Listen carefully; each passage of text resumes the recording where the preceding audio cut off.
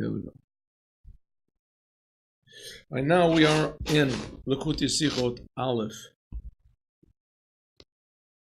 And we are learning about Parshat Truma. And we already learned why the first Sicha, the first speech here that they wrote down is about the Adanim, the foundations. Foundations, why they are so important, why they were bought with communal money. Everybody got to give exactly the same amount, because we said that the Adanim, these sockets, they represent humility, because they're the basis, and that's what the boards stood on. So humility is the basis of Judaism. It's the basis. Of course, it's not sufficient alone. It's just the basis, and on that, but everything. But if this is not there, then the whole basis of your Judaism is shaky, because there has to be this feeling of humility, that we're grateful and we're thankful to the Creator, and also that we are servants of the Creator. All right, then we learned after that about the boards themselves that were put into these sockets, and the boards were made from what the Torah calls atzei shitim, and explains in Chassidut that this atzei shitim is a very, very essential part of the holy temple that constitutes every single Jew. Every single Jew is a holy temple. And what does this mean? What is this atzei shitim wood that makes all the walls of the tabernacle? This is craziness. Craziness for Torah mitzvahs. In other words, you don't pay, if you know for sure that what you're doing is right, and you don't pay attention to what people around you think, or what you think that they think about you. Of course, it has to be done in a proper way. But for instance, a Jew will not be ashamed of wearing tzitzit, or having a beard, or doing the commandments, or keeping Shabbat, or advertising that he's a Jew.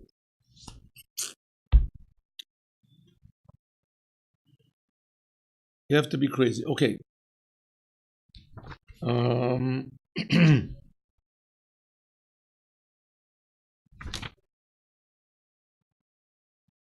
Did we finish this? Yes. And that is the whole idea of spreading out Judaism.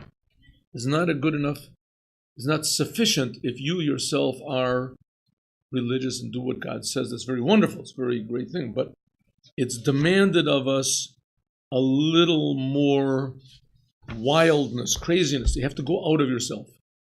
You have to go out of your holiness, even if it means, losing your world to come, and you're losing your this because you're sitting and learning Torah all the time, doing the commandments, and you are a holy person. But sometimes it's required to go out of that and to help somebody else.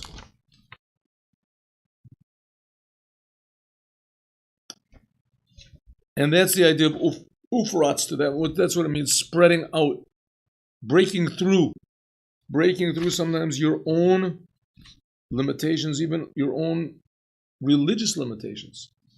You're a holy person, a great person. Sometimes a person has to go out of his self-concern and think more in terms of how to improve the world, even if it means you're going to lose everything. That's Abraham, first Jew. He was willing to leave everything, and he did leave everything. Lech lecha. He left all of his security and all of his fame and his success, and he just wandered around like what God told him.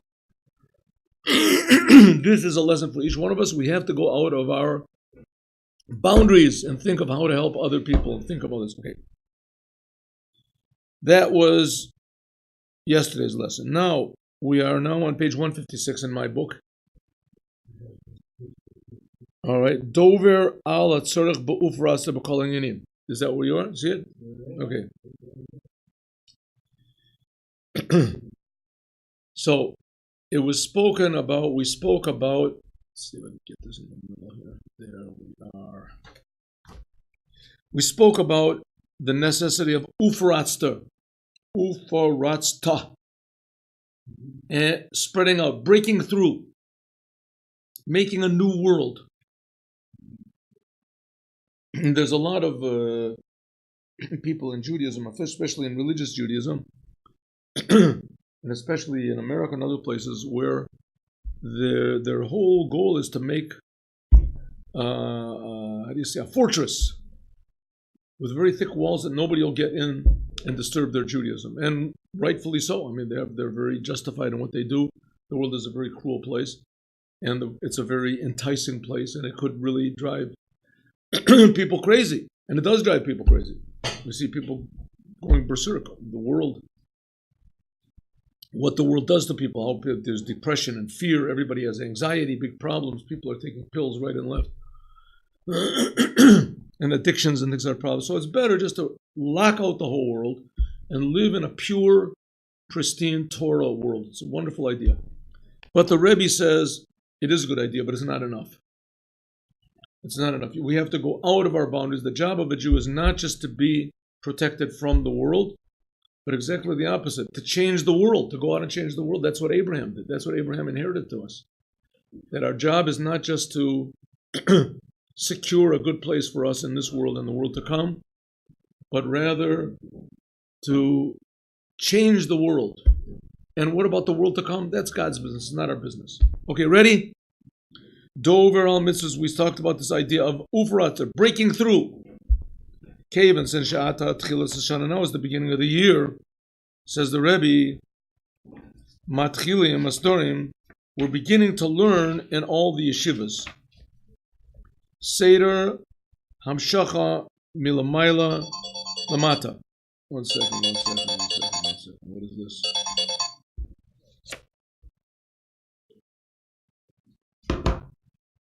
Let's turn this off. Thought it was something important, and it definitely is not.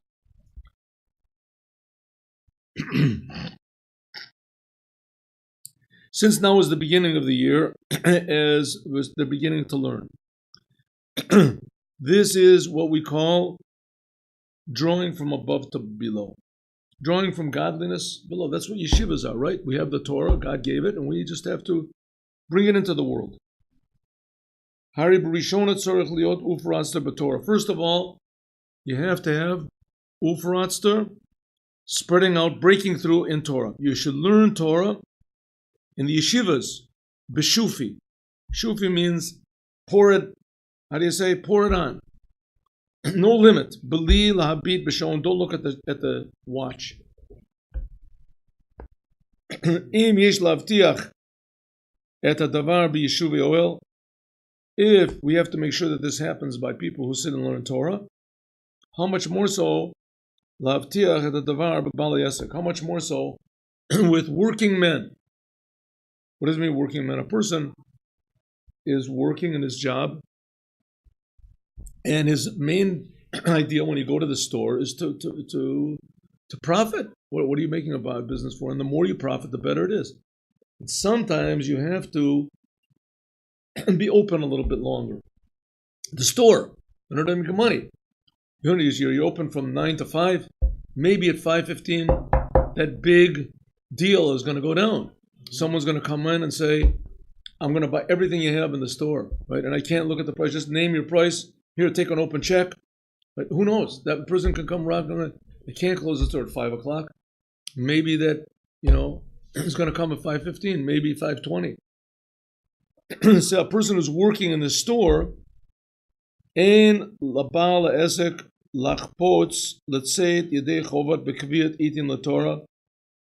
A person who learns Torah, a person who is a working man, shouldn't think to himself, my work is of prime importance. But because I am a religious Jew, I'm going to make the big sacrifice, and I'm going to learn every day for a half an hour. That's not bad. An hour, that's great. Says the Rebbe, no matter how much you set, you should never be satisfied with the amount that you set for yourself. Ki'im Jush ufras, you have to break through. What does it mean, break through? Kach pirush echad mechasidi admor zokin. That's what one of the Rebbes of the first, one of the Chassidim of the first Lubavitcher Rebbe said, Perek echad shachris or perek echad arvis. It says that a person that hasn't got time to learn Torah the whole day, and the Torah is so important, he should learn all day. But a person that doesn't have time to learn all day, so he should learn, it says, one chapter in the morning, one chapter in the evening. The word for chapter is the word perek.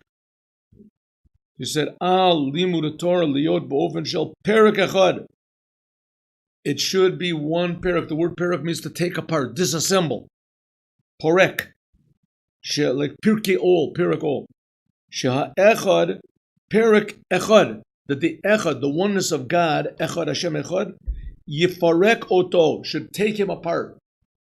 When a person learns the Torah, his mind should be, you learn 5 minutes, you should try to understand it, and that should be all the time in your mind, thinking, what does this mean to me? How am I supposed to use this to make myself a better person? Yachdor latocho, it should permeate a person. V'yakifuo kulo, and it should surround him. Perek yifarekoto. It should surround him and permeate him. And then shachris, perek echad, and there's the oneness of God. Perek should take him apart, should permeate into him totally. And then it should be perek echad shachris. Shachris is morning, the daytime. It should notzer, or it should bring about light. But perek echad, and also the same thing, it should take him apart in the evening. It should make light. How does light made? You have to burn something up. So it's the same thing when you learn the Torah should provide you with fuel, that you're lit up. You realize that you're a Jew and that you're connected to the creator of the universe. And this gives new energy to the whole world. You're connected to a higher energy source, life source, meaning source. Perek echad shachris, perek echad arvis, that the Torah you learn should take you apart and reveal the oneness of God. Shachris, light. And arvis means it should be sweeter. Arivut. Arvis means sweet. When you learn the Torah, it should make things. Arev means to be sweet. Mina Torah, from the Torah, you should draw this into the service of prayer. You're learning Torah. Torah is very sweet. Torah makes light. Not enough. You have to also draw it into prayer.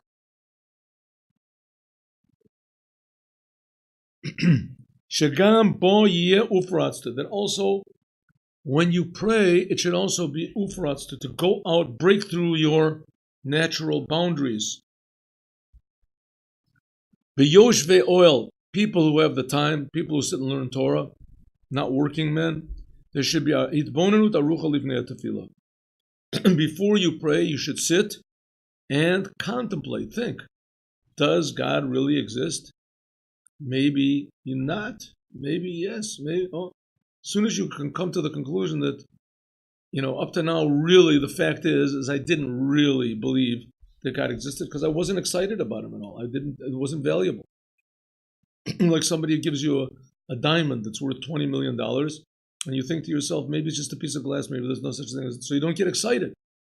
But as soon as that's why you don't get excited about God, because you don't really think it's real. As soon as you think about it, and think, wow, God really creates me, God really keeps me alive, then you'll start to get excited about God. That's called hitbonenut, thinking deeply before you pray. This is talking about a person who has time. He hasn't got any obligations except just for learning Torah. B'shat tefillah, when a person prays, kam achrei tefillah, and also after pray. It says that in the Mishnah in Brachos that the early Chassidim, they used to think 1 hour before prayer. They used to think hour during prayer, and they used to think 1 hour after the prayer. And the Torah even asks, one second, that means 9 hours a day they were thinking about how could they learn. And it gives two answers. The Babli and Yerushalmi, the the Torah was blessed, so they didn't forget it. That they didn't forget it, or the Torah was blessed that they were able to learn in a tremendously short amount of time. The Bali Esek and people that are businessmen. She'id bonanut b'tefila lidam is limited.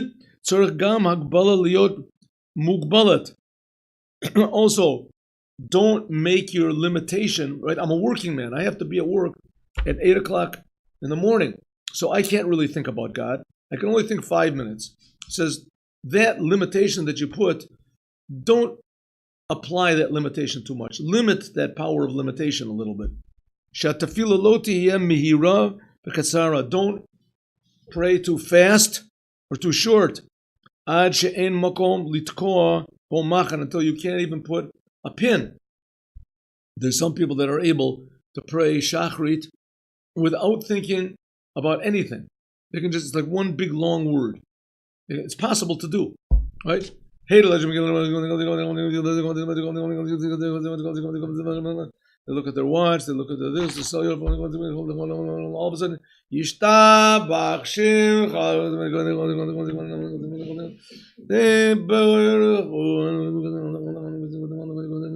they're thinking about all sorts of different things. Sometimes they motion to their friends, and they have the olive base in the beginning of the Chabad Siddur. They can point to the different letters. And then when they pray, listen, a person can get into it. Listen, sometimes it's true. You haven't got a choice. There are times when you don't have a choice. You have to catch a plane, and the plane leaves at 6 in the morning, and the sun comes up at 5:45. And you just don't have time to pray. You can't pray on the plane for whatever reason it is. You're not, or let's say it's the end of the day. There's all sorts of extenuating circumstances. It happens. And a person has to daven fast. Okay, you have to. You can't say anything about it. If you have to, you have no choice. You have to pray fast. But a lot of times people make up situations in their mind. It says in Mishlei and in the Proverbs, it says that the lazy person says there's probably a lion in the street. A lion in the street. You live in Manhattan. There's never been a lion in the street. Go out and look for a job. Just listen. Suffolk nefashos lahachmer. There could be a lion. You can never tell.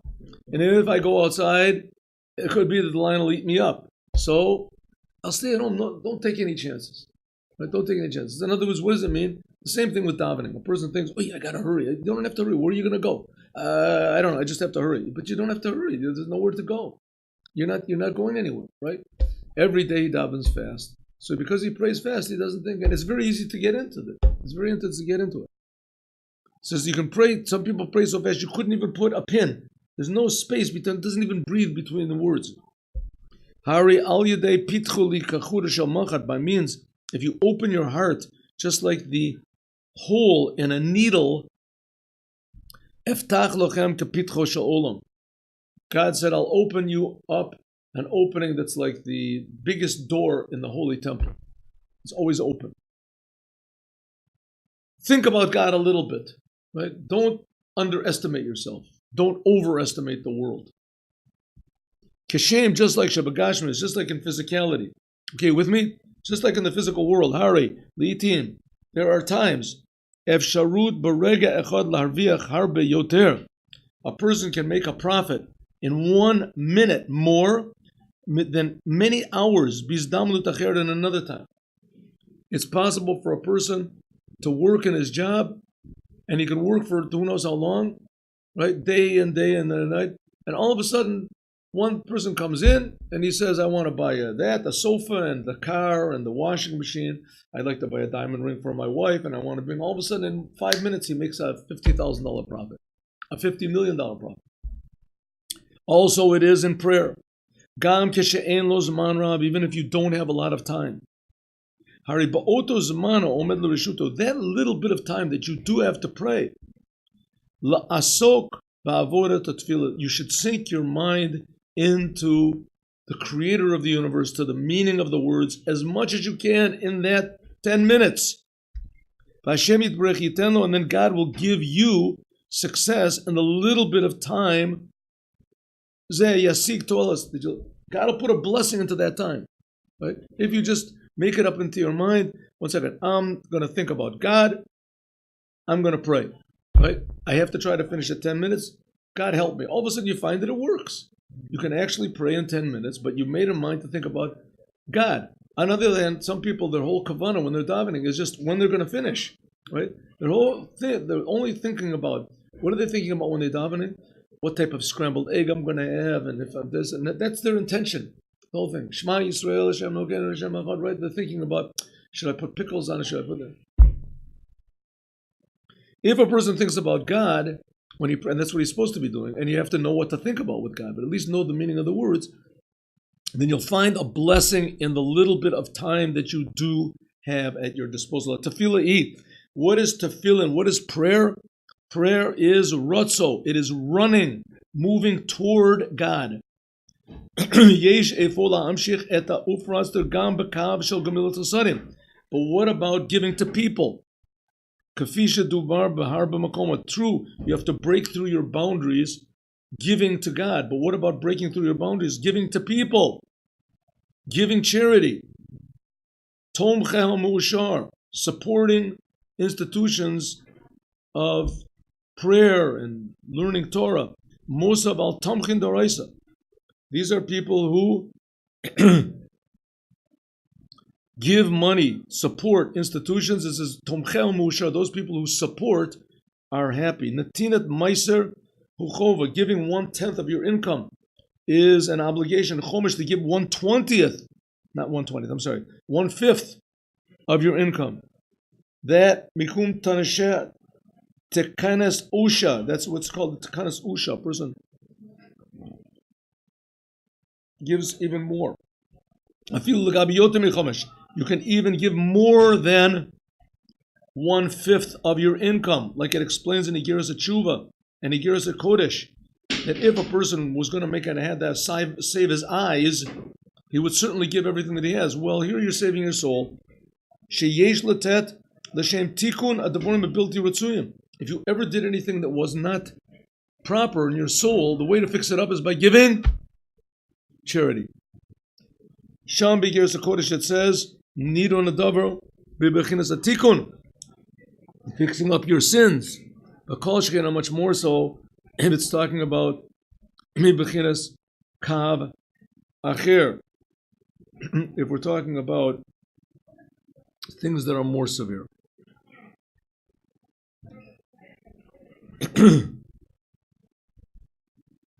Mesupar, it's talked that there's a story about the Baal Shem Tov, Shenatan Tzedakah, that he gave more charity than 1/5. And the question was, it says, Al Yabazbazu Yoter Michamesh.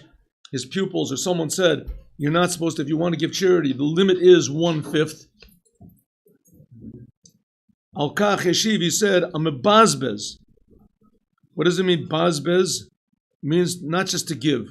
Elashin biza, kamilchama. In other words, spoils of war. A person who doesn't want to give anything. And he has to make a war. Okay, Herschel. He has to make a war with himself in order to give charity. A person like that,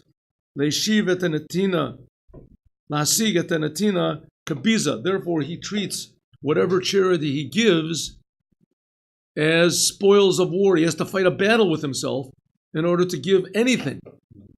If that's the case, you have to fight a battle, you don't really want to give charity, then the most you can give is 1/5. But they're a kafiyah, forcing himself. This is a person that he has to fight with himself in order to give charity. And he doesn't want to. A person like that, okay, you know what? You give 1/5, you're okay. But a person that gives charity loves to give charity, and he gives with happiness and with pleasure.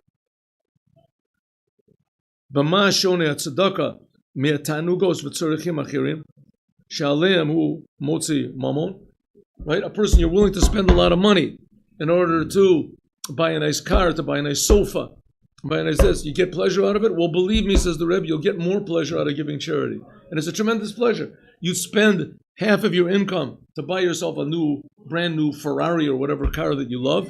You spend half of your income. You should spend half of your income. If you would, then Give charity. You'll enjoy that also. You'll enjoy it.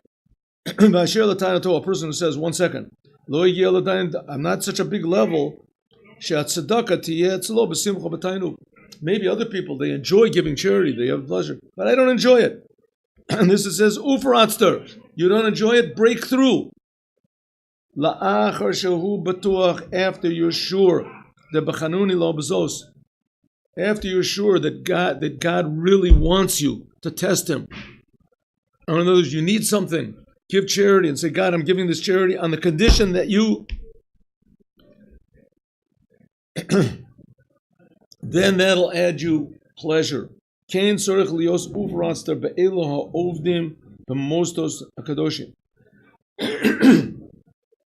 person needs some, we say a Yeshua, he needs something to help him, to save him, right?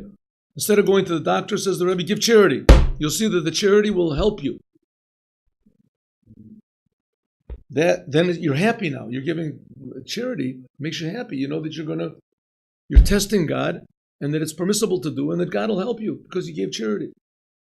And how much more so you should be happy if you give your charity to a Torah institution. Because the Talmud, the pupils there, Nidrashim lo lahabit b'shon, just like the pupils are not supposed to look at the watch when they learn, also a Ramim, also the Rosh Yeshivas, they don't have to levatzea at sha'ot avodah. They don't have to just, how do you say, fill your hours of work. I work 2 hours exactly. Ki'im liyosh shakuim. You should be sunk without any calculations. In other words, you should enjoy teaching so much that it shouldn't be the same thing. A person should enjoy giving charity so much that he shouldn't look exactly at the numbers that he's given. He should give by means of conducting in such a way of ufaratsta, breaking through all of your limitations. Then each person in his own personal life and in his Torah and his mitzvahs, that will bring the Mashiach, which says, Nachala b'lei mitzurim, then God will reveal himself also in the world in a way that has no limitations. Shabbat Shalom.